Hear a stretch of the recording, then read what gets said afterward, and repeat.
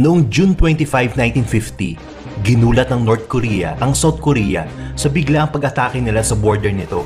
75,000 na infantry ang pinadala ng North Korea, kasama na ang mga armed brigade nito. Walang nagawa ang South Korea dahil sa dami at lakas ng puwersa ang pinakita ng North Korea. Kaya napaatras ang South hanggang sa makubkob ng North Korea ang Seoul na capital ng South Korea. Dahil sa hindi pa naman ganun kalakas ang South Korea, kaya humingi ito ng tulong sa Amerika. Agad naman nagpadalang Amerika ng puwersa militar para tulungan ng South Korea.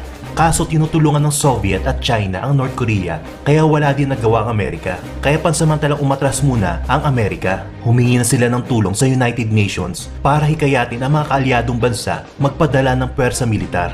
Ang isa sa kaalyadong bansa ng United Nations ay ang Pilipinas. Noong panahon na yon, ang Pangulo ng Pilipinas ay si Elpidio Quirino. Ang Pilipinas ay paunti-unti pa lang nakaka-recover sa oras na yon dahil kagagaling pa lang natin sa World War II. Pero kahit ganun ang sitwasyon ng Pilipinas, hindi nagdalawang isip ang Pangulong Elpidio Quirino na tulungan ng kaibigan nating bansa, ang South Korea.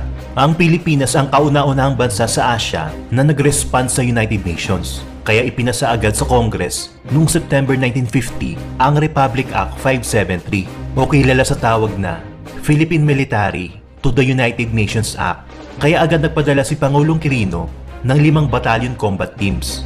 Ito ay binubuo ng 7,420 Filipino troops. Ang maganda dito sa batalyon na ito, hindi sila pinili ni Pangulong Elpidio Quirino, kundi sila mismo ang nag-volunteer. At alam nyo ba, nakasama ang dating Pangulong Fidel V. Ramos sa nag-volunteer papuntang Korea? Kaya lahat sila ay bukal sa loob ang tumulong kahit hindi nila sariling bansa ang ipinaglalaban nila. Ang tawag sa kanila ay PEFTOC o kilala sa tawag na Philippine Expeditionary Forces to Korea.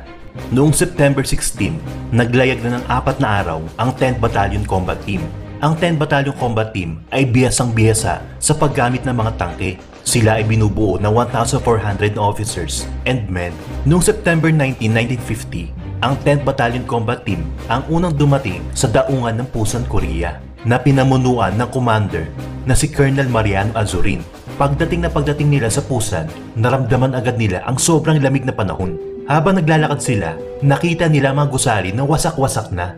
Yung mga Koreano ay nasa kalsada at namamalimos ng mga pagkain. Madami ang umiiyak at nangihina na dahil wala silang makain. Yung ibang Koreano naman paruot parito sa paglalakad habang bitbit ang mga kagamitan nila. Halos lahat ng Koreano hindi nila alam ang gagawin. Nang makita ng mga Koreano mga sundalong Pinoy, nagtakbuhan ng mga ito para manghingi ng mga pagkain. Hindi na nagdalawang isip ang mga sundalong Pinoy at dahil sa awa, ibinigay nila mga pagkain nila. Nakita din nila ang mga kaawa-awang kalagayan